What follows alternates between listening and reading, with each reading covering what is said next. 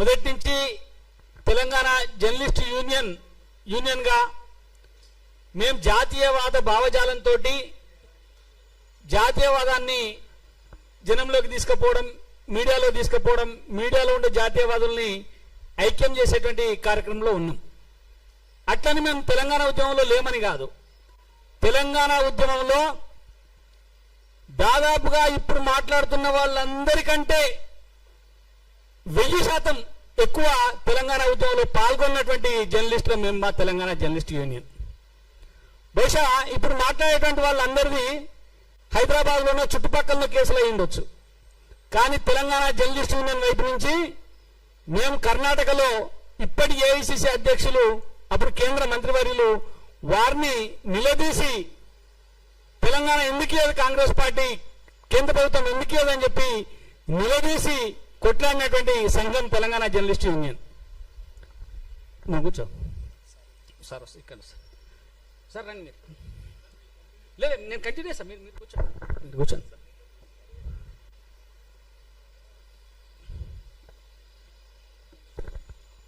అట్లా తెలంగాణ ఉద్యమంలో కీలకంగా పనిచేసి తెలంగాణ రావడానికి కాదు, తెలంగాణ ఉద్యమంలోకి కేసీఆర్ రావడానికి కూడా నాలాంటి జర్నలిస్టులమే కారణం, నేను కూడా కారణం దానికి. ఇలా వీళ్ళు గొప్పగా మేము తెలంగాణ వాదం అని చెప్పుకుంటున్నటువంటి వ్యక్తులు బహుశా అప్పుడు అడవుల్లో ఉన్న అన్నలకు ఉత్తరాలు చిట్టీలు అందించుకుంటాను ఉన్నటువంటి వ్యక్తులు తప్ప ఉద్యమంలో ఉన్నటువంటి వ్యక్తులు కాదు. ఆ చిట్టీలు అందించే కార్యక్రమానికి భగ్నం జరగకుండా తెలంగాణ ముసుగేసుకున్నటువంటి నాయకులు, తెలంగాణ ఉద్యమం ముసుగేసుకున్నటువంటి నాయకులు ఇప్పుడు కొంతమంది చెప్తున్నటువంటి జర్నలిస్టులు. కాబట్టి తెలంగాణ అంటేనే ప్రజాస్వామ్యబద్ధంగా కొట్లాడినటువంటి ఒక పోరాటం తెలంగాణ. మరి తెలంగాణ సాధించుకున్న తర్వాత తెలంగాణలో ప్రజాస్వామ్యం ఉన్నదా? ప్రజాస్వామ్యం అంటే ఏంది? ప్రజాస్వామ్యం ఉండాలంటే ఏం చేయాలి? మాటికి ముందు మైక్ పట్టుకొని కొందరు మాట్లాడుతూ ఉంటారు, భావ ప్రకటన స్వేచ్ఛ, పత్రికా స్వేచ్ఛ, వాక్ స్వాతంత్రం అనేటువంటి మాటల్ని మాట్లాడుతూ ఉన్నారు. వాక్ స్వాతంత్రం కానీ, పత్రికా స్వేచ్ఛ కానీ, భావ ప్రకటన స్వేచ్ఛ కానీ తెలంగాణలో అందరికీ ఉంటుందా? తెలంగాణలో కొందరికే ఉంటుందా? తెలంగాణకి ఏమన్నా చుట్టూ ముళ్ళ కంచెలు వేసుకున్నామా మనం? తెలంగాణ ఏమన్నా భారతదేశంలో లేకుండా వేరే ప్రాంతంలో ఏమన్నా ఉన్నదా? తెలంగాణలోకి ఎవడన్నా రావాలంటే ఈ కాంగ్రెస్ పార్టీ ప్రభుత్వమో లేకపోతే ఈ కాంగ్రెస్ పార్టీ ప్రభుత్వ అనుమతితో తీసుకొని రావాల్సినటువంటి అవసరం ఉన్నదా? ఎందుకు తెలంగాణలో ఈ రకమైనటువంటి కార్యక్రమాలు లేదా ఉద్రిక్త వాతావరణాన్ని సృష్టించేటువంటి ప్రయత్నాలు జరుగుతూ ఉన్నాయి? మిత్రులు, నేను ఒక 10 నిమిషాలు సమయం తీసుకుంటా. కొన్ని చాలా విషయాలు చెప్పాల్సినటువంటి అవసరం ఉన్నది. ఈరోజు రేపు సర్ అనేటువంటి ఒక కార్యక్రమం కూడా మనం రాబోతా ఉన్నది మన దగ్గర. దాని ఉద్దేశం ఏంది? వాస్తవమైనటువంటి ఓటర్లను ఓటర్ల జాబితాలో ఉంచాలా, వాస్తవం కానటువంటి ఎవరైనా ఓటర్లు ఉంటే వాళ్ళని ఓటర్ల జాబితా నుంచి తొలగించాలా. దీని మీద కూడా కొట్లాడుతున్నది తప్పు అంటున్నారు. సరే, తప్ప రైట్ అనేది వదిలేద్దాం కొద్దిసేపు. తెలంగాణలో, మన హైదరాబాద్లో, మన పాత బస్తీలో ఆధార్ కార్డు సృష్టించుకున్నటువంటి రోహింగ్యాలకు అనుమతి ఉంటుంది. కానీ ఆధార్ కార్డు సృష్టించుకొని ఓటర్ లిస్టులో ఓటర్ రాయించుకొని ఇక్కడ ప్రజలను దోపిడీ చేసి ఇక్కడ ప్రజలపైన దౌర్జన్యం చేసేటువంటి రోహింగ్యాలకు ఇక్కడ అనుమతి ఉంటుంది. వాళ్ళ గురించి ఎవరు మాట్లాడరు. కానీ పక్క రాష్ట్రం వాళ్ళు లేకపోతే ఇతర రాష్ట్రం వాళ్ళు వచ్చి ఇక్కడ మాట్లాడతామంటే ఎందుకు ఇబ్బంది కలుగుతా ఉన్నది? ఎందుకు నొప్పి కలుగుతా ఉన్నది? ఎందుకని చెప్పి అనుమతులు ఇవ్వకుండా ఇబ్బందులు పెడతా ఉన్నారనే దానిపైనే ప్రధానమైనటువంటి చర్చ. ప్రజాస్వామ్యం అంటే ఏంది? ప్రజాస్వామ్యం అంటే తెలంగాణలో ఉండే లేదా భారతదేశంలో ఉండే రాజ్యాంగం, భారతదేశం అంతా ఒకటే, రాజ్యాంగం ప్రకారం కల్పించినటువంటి హక్కులు అన్ని. కాబట్టి రాజ్యాంగం గురించి మాట్లాడితే భారతదేశంలో రాజ్యాంగం భారతదేశంలో అన్ని ప్రాంతాలకు ఒకే రకంగా వర్తిస్తుంది. మరి రాజ్యాంగాన్ని రోజు చేతిలో పట్టుకొని తిరుగుతున్నటువంటి నాయకుడు, ఆ నాయకుడి నాయకత్వంలో ఉన్న పార్టీ ప్రభుత్వం ఇక్కడ ఉన్నది. మరి ఆయననేమో రోజు రాజ్యాంగం చేతిలో పట్టుకొని తిరుగుతాడు, ఇక్కడనేమో రాజ్యాంగానికి తూట్లు పరుస్తుంది ఆ ప్రభుత్వం. భావ ప్రకటన స్వేచ్ఛకు బద్దలు కొడుతుంది, సమావేశం పెట్టుకోవడానికి అనుమతి ఇవ్వదు. అది పోను ఆ ప్రభుత్వంలో ఉన్న మంత్రులు ఎవనయ్యే జాగిరి ఎట్లా వస్తావో చూస్తా అంటారు. ఏంది అంటే నీవు నీ రాజ్యాంగాన్ని పుస్తకాన్ని పట్టుకొని కేవలం షో అప్ చేస్తా ఉన్నావు తప్ప రాజ్యాంగంలో ఉండబడేటువంటి విధానాల్ని, రాజ్యాంగంలో ఉండబడేటువంటి అంశాలని నువ్వు పట్టించుకోవట్లేదు. నువ్వు కానీ నీ పార్టీ కానీ నీ పార్టీ ప్రభుత్వం కానీ పట్టించుకోవట్లేదు అనేది స్పష్టమైతా ఉన్నది. తర్వాత ఇంకొక పార్టీ ఉన్నది, 2.5 సంవత్సరాలు అధికారానికి దూరం అయితే తెలంగాణను కాలబెట్టమని చెప్తున్నారు, రైలు పట్టాలు పీకేయమని చెప్తున్నారు, ఆ సింగరేణి భవన్ని కాలబెట్టునని చెప్తున్నారు. డబ్బుల కోసం, ఇంట్లో స్పష్టంగా చెప్పాలి, డబ్బుల కోసం అవసరమైతే కాలబెట్టాలని డబ్బులు ఎట్లా రావస్తామని చెప్పి ప్రజల్ని రెచ్చగొడుతున్నటువంటి పని కూడా ఇక్కడ జరుగుతూ ఉన్నది. అంటే ఈ రెండు, మేమే తెలంగాణ తెచ్చినామని చెప్పుకునేటోడు ఒకడు, మేమే తెలంగాణ ఇచ్చినామని చెప్పేటోడు ఒకడు. ఇంట్లో ప్రజల భాగస్వామ్యం లేనట్టే, ఇంకా ఇబ్బంది లేదు, వాడు ఇచ్చిండు వీడు తెచ్చుకున్నాడు. ఈ మాటలు చెప్తున్నటువంటి ఈ రెండు పార్టీలు కూడా ప్రజాస్వామ్యానికి వ్యతిరేకంగా పనిచేస్తున్నాయని చెప్పి ఈ రెండు స్టేట్మెంట్ల ద్వారా రుజువైంది.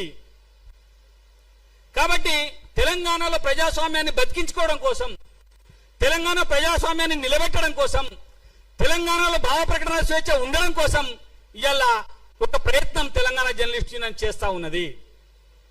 కొందరు మాట్లాడుతున్నారు, మాట అంటే మతోన్మాదం అంటారు, భారత్ మాతాకి జయ అంటే మతోన్మాదం అంటారు, వందే మాతరం అంటే మతోన్మాదం అంటారు, అయి భారతదేశం మనదిరా బాబు అంటే మతోన్మాదం అంటారు. కానీ వాళ్ళు మాత్రం కులోన్మాదాన్ని, ప్రాంతీయోన్మాదాన్ని, ఇతరత్ర ఉన్మాదాలను అన్నింటినీ రెచ్చగొట్టి సమాజంలో శాంతి లేకుండా చేసేటువంటి ఒక ప్రయత్నం కొనసాగుతున్నది.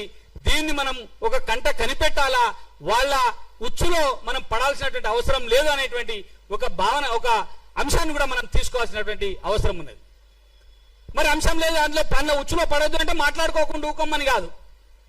బహుశా నేను మాట్లాడుతుంటే మీ అందరికి అర్థమైంటది, ఏ ఒక్కరి పేరు కూడా మనం తీసుకోవాల్సిన అవసరం లేదు. మనం పేరు తీసుకుంటే వానికి బలం వస్తుంది. మనం ఎవరి పేరైనా ఉచ్చరిస్తే ఆ పేరుకు బలం వస్తుంది, ప్రచారం వస్తుంది, వాడు కూడా అదే కోరుకుంటున్నాడు.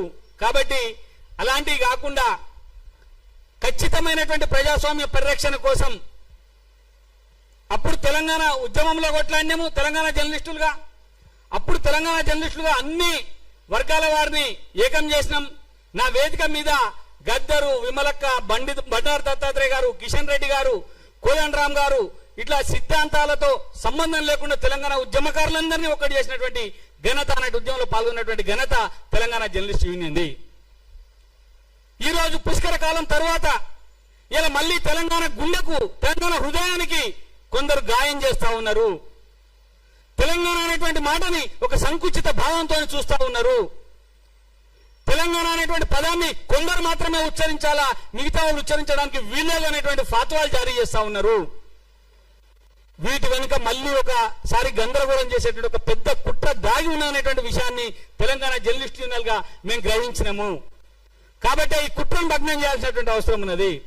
తెలంగాణ ప్రజానీకానికి నిజాలను బద్దలు కొట్టి మనం చెప్పాల్సినటువంటి అవసరం ఉన్నది. కాబట్టి మనం ఈరోజు ఈ సమావేశాన్ని పెట్టుకొని మొత్తం మన భావాలతో కలిగినటువంటి వాళ్ళందరినీ పిలిచి ఒకసారి మాట్లాడుకుందామని చెప్పి ఒక ప్రయత్నం చేసినాం. ఈ ప్రయత్నంలో దాదాపుగా మనం పిలిచినప్పుడు తెలంగాణలో ఇలా కొట్లాడనటువంటి వ్యక్తి లేనేలేడు, తెలంగాణ కోసం కొట్లాడనటువంటి వ్యక్తి లేనేలేడు తెలంగాణలో. అది ఎవరన్నా ఉన్నారంటే వాడు ఎంఐఎం వాడు, వాడు సిపిఎం పార్టీడు. వాళ్ళిద్దరిని సంకల పెట్టుకొని, ఆ ఎంఐఎంని ఆ సిపిఎం పార్టీని సంకల పెట్టుకొని ఇవాళ తెలంగాణ గురించి మాట్లాడుతున్నటువంటి మూర్ఖులకు ఏం సమాధానిస్తాం? ఈ మాట తెలంగాణలో ప్రతి ఒక్కరు తెలంగాణలో పుట్టిన ప్రతి బిడ్డ ఉద్యమకారుడు అన్నది నేనలే. 2012లో తెలంగాణ జర్నలిస్టులను స్థాపించిన తర్వాత నేను బెంగళూరులో మల్లికార్జున ఖర్గే కేంద్ర మంత్రిని గిరావు చేస్తే అక్కడ మమ్మల్ని అరెస్ట్ చేసిండ్రు. అరెస్ట్ చేసి పోలీస్ స్టేషన్ తీసుకుపోయి దాదాపు 12 గంటల పాటు పోలీస్ స్టేషన్లో వచ్చి స్టేషన్ బెయిల్ మీద విడుదల చేసినప్పుడు అక్కడ ఎస్ఐ అన్న మాట ఏంటంటే, సార్ వీళ్ళది సంతకాలు పెట్టేయండి అంటే, మాకు సంతకాలు ఎందుకు సార్ వదిలేయండి అని చెప్తే, అదో కానిస్టేబుల్ అన్న సంతకాలు పెట్టండి మీరు, ఇది రికార్డ్ అవుతుంది, ఎందుకంటే రేపు మీ తెలంగాణ వచ్చిన తర్వాత మీరు ఒక ఉద్యమకారులు ఇక్కడ గుర్తింపు వస్తుంది, మీకు ఈ రికార్డు ఉంటుంది మీరు అన్నప్పుడు అక్కడ ఎస్ఐ అన్నారు, పిచ్చోడా తెలంగాణలో పుట్టిన బిడ్డ కింద నుంచి పాడే మీద ఉన్న శోభం దాకా ప్రతి ఒక్కరు తెలంగాణ కోసమే కొట్లాడుతున్నారు, మేడ మీద ఉన్న శోభం దాకా ప్రతి ఒక్కరు తెలంగాణ కోసమే కొట్లాడుతున్నారు. తెలంగాణలో తెలంగాణ ఉద్యమకారుడు కానుడు ఎవరు లేడరా బాబు అని చెప్పిండు. అంటే అర్థం చేసుకోండి మీరు, తెలంగాణలో ప్రతి ఒక్క సబ్బండ వర్గాలు తెలంగాణ కోసం కొట్లాడినవి. కొట్లాడినటువంటి వ్యక్తులు ముగ్గురు, ఇద్దరు కూడా కాదు ముగ్గురు అని చెప్తా ఉన్నా. ఎందుకంటా ఉన్నా అంటే, ఒకటి కాంగ్రెస్ పార్టీ ఈ తెలంగాణ తీర్మానం చేయలేదు ఏఐసిసిలో. కాంగ్రెస్ పార్టీ తెలంగాణకు అనుకూలంగా ఏఐసిసిలో తీర్మానం చేయలేదు. కనీసం ప్రదేశ్ కాంగ్రెస్ పార్టీ కూడా తీర్మానం చేయలేదు. ఎందుకంటే అప్పుడు ఉమ్మడి రాష్ట్రంలో ఉన్నాం, అప్పుడు కూడా ప్రదేశ్ కాంగ్రెస్ కమిటీ కూడా తెలంగాణ కోసం తీర్మానం చేయలేదు. తీర్మానం చేసినటువంటి పార్టీ ఏది? జాతీయ స్థాయి నుంచి గల్లీ నుంచి ఢిల్లీ దాకా అంటాం కదా, గల్లీ నుంచి ఢిల్లీ దాకా తీర్మానం చేసి తెలంగాణతో ముక్తఖండంగా ఆంధ్రాలో, కర్ణాటకలో, పశ్చిమ బెంగాల్లో ఎక్కడైనా సరే భారతీయ జనతా పార్టీ తెలంగాణ కావాలనేటువంటి డిమాండ్ను పెట్టింది. బీజేపీ గల్లీ నుంచి ఢిల్లీ దాకా తీర్మానాలు చేసి తెలంగాణ కోసం కొట్లాడింది. కాంగ్రెస్ పార్టీ తీర్మానం చేయలే. సిపిఎం పార్టీ తెలంగాణకు వ్యతిరేకంగా తీర్మానం చేసి మేము విశాలాంధ్రాన్ని కోరుకుంటున్నాం, తెలంగాణ మాకు వద్దని చెప్పింది. ఎంఐఎం పార్టీ తెలంగాణ వద్దన్నది. తెలంగాణ వస్తే ఇక్కడ బీజేపీ బలపడుతుంది, హిందుత్వ శక్తులు బలపడతాయి కాబట్టి మేము తెలంగాణను వ్యతిరేకిస్తున్నాం, తెలంగాణ వద్దని చెప్పి ఓపెన్ గా స్టేట్మెంట్ ఇచ్చినటువంటి పార్టీలు మూడు: ఎంఐఎం, కాంగ్రెస్, సిపిఎం పార్టీలు. మరి ఇలా ఆ ముగ్గురిని సంకలనం పెట్టుకొని, ఆ ముగ్గురిని ముందర కూర్చుని పెట్టుకొని ఇలా తెలంగాణ ఉద్యమానికి వ్యతిరేకంగా పనిచేసినటువంటి వాళ్ళు ఇలా తెలంగాణ అంటే మాదే, మేమే తెలంగాణ కోసం మాట్లాడినామని చెప్పి చెప్తా ఉన్నారు. ఒక ఆయన గొంతెత్తుకొని మాట్లాడుతూ ఉన్నాడు, నేను వామపక్షవాదిని, నేను కమ్యూనిస్టును అని చెప్పి ఇలా గుర్తొచ్చింది ఆయనకి. ఇది కేసులు అయిన తర్వాత. అంతకుముందు కమ్యూనిస్టులను తిట్టిండు, అంతకుముందు వాళ్ళు కమ్యూనిజమే లేదన్నాడు. ప్రపంచవ్యాప్తంగా కమ్యూనిజం నాశనం అయిపోతుందని చెప్పి వీడియోలో చెప్పినటువంటి ఒక గొప్ప వ్యక్తి ఇలా కేసులైన అనగానే నేను కమ్యూనిస్టునే, కమ్యూనిస్టు భావజాలం నాది అని చెప్పి మిగతా మందుని ఎన్నికేసుకునేటువంటి ఒక ప్రయత్నం చేస్తా ఉన్నాడు. ఆ మేధావి ఏనాడైనా తెలంగాణకు అనుకూలంగా మాట్లాడిండా? తెలంగాణకు అనుకూలంగా ఏ ఉద్యమంలోనే ఉన్నాడా? ఏ ఉద్యమంలోనే కనిపించిందా? ఆయన అప్పుడు చైర్మన్ గా ఉన్నటువంటి 10 టీవీ ఏనాడైనా తెలంగాణ అంశాలను ప్రజలకు చూపించిందా? ఇది జరగాల్సినటువంటి చర్చ, ఇది జరగాల్సినటువంటి అవసరం ఉన్నది. ఇలా ఆయనను ముందర పెట్టుకొని మిగతా ఈ కోతిమూకంతా కూడా చిల్లర ఆడుకునే బ్యాచ్ ఇదంతా. ఈ బ్యాచ్ అంతా ఇలా తెలంగాణను మళ్ళీ ఒక విధ్వంసం వైపు నెట్టేటువంటి ప్రయత్నం చేస్తా ఉన్నారు. దయచేసి ఈ సంపాదించుకున్నటువంటి తెలంగాణను, కొట్లాడి మనం సాధించుకున్నటువంటి తెలంగాణను కాపాడుకోవాల్సినటువంటి బాధ్యత ఈ తెలంగాణ భూమి పుత్రులుగా, తెలంగాణ కోసం కళ్ళగన్న వారిగా, తెలంగాణ కోసం కొట్లాడిన వారిగా, ఈ తెలంగాణను భారతదేశంలో అంతర్భాగం చేసినటువంటి సర్దార్ వల్లభాయ్ పటేల్ వారసులుగా మనం ఈ తెలంగాణను కాపాడుకునేటువంటి అవసరం ఉందని చెప్పి నేను మీ అందరికీ విజ్ఞప్తి చేస్తా ఉన్నా. కాబట్టి తెలంగాణ జర్నలిస్ట్ యూనియన్ ఈ అంశాన్ని తీసుకుంది. ఈ అంశాన్ని బహుశా కాకతీయంగానే మేము ఇక్కడ తీసుకున్న సిద్ధు చెప్పిండు, అన్న ఇట్లా మాట్లాడదామని చెప్పి రాత్రే చెప్పిండు. చెప్పితే సరే దీన్ని నిర్వహిద్దామని చెప్పి నిర్వహించడం. కానీ దీనికి నేను ఒక స్పష్టమైనటువంటి ఒక ఎండ్ కార్డు కూడా ఇవ్వాలనుకుంటున్నా. ఈ సమావేశాన్ని అన్ని ఉమ్మడి జిల్లాలలో పెడతాం. తెలంగాణలో ప్రజాస్వామ్యం ఉందా లేదా, ప్రజాస్వామ్యం ఉంటే ఎట్లా ఉండాలి తెలంగాణ అనేటువంటి విషయాన్ని తెలియజేయడం కోసం అన్ని ఉమ్మడి జిల్లాలలో కూడా తెలంగాణ జర్నలిస్ట్ యూనియన్ వైపు నుంచి కలిసి వచ్చేటువంటి మన అందరి సంఘాలతో కలిసి మరొకసారి మేము ఈ ప్రయత్నం చేస్తామని చెప్పి ఈ సందర్భంగా తెలియజేస్తూ, మరి మా ఆహ్వానాన్ని మన్నించి వచ్చినటువంటి వివిధ సంఘాల నాయకులందరికీ కూడా ఇక్కడ చాలా మంది ఉన్నారు. చాలా పోరాటాలు చేసినటువంటి మురళీ మనోహర్ గారు ఉన్నారు. వారు ఏబీవీపీలో జాతీయ అధ్యక్షుడిగా పనిచేశారు. తెలంగాణ ఉద్యమంలో తెలంగాణ లెక్చరర్లందరినీ ఒక్కటి చేసి తెలంగాణ లెక్చరర్ల ఫోరాన్ని ఏర్పాటు చేశారు. ఏబీవీపీలో ఉంటూ ఒక పెద్ద గర్జన ఏర్పాటు చేసి ఇక్కడ లక్షలాది మందితోటి తెలంగాణ అనేటువంటి అంశాన్ని విద్యార్థుల లోకానికి తెలియజేయడం కోసం పనిచేసినటువంటి మహానుభావులు మురళీ మనోహర్ గారు ఉన్నారు. అట్నే చాలా మంది నాయకులు ఇక్కడ అంతా తెలంగాణ ఉద్యమంలో పనిచేసిన వాళ్ళు ఉన్నారు. వీళ్ళందరూ కూడా మాట్లాడాల్సినటువంటి అవసరం ఉంది. కాబట్టి దయచేసి ఈ అంశాన్ని మనం బలంగా తీసుకుపోవాల్సినటువంటి అవసరం ఉన్నది.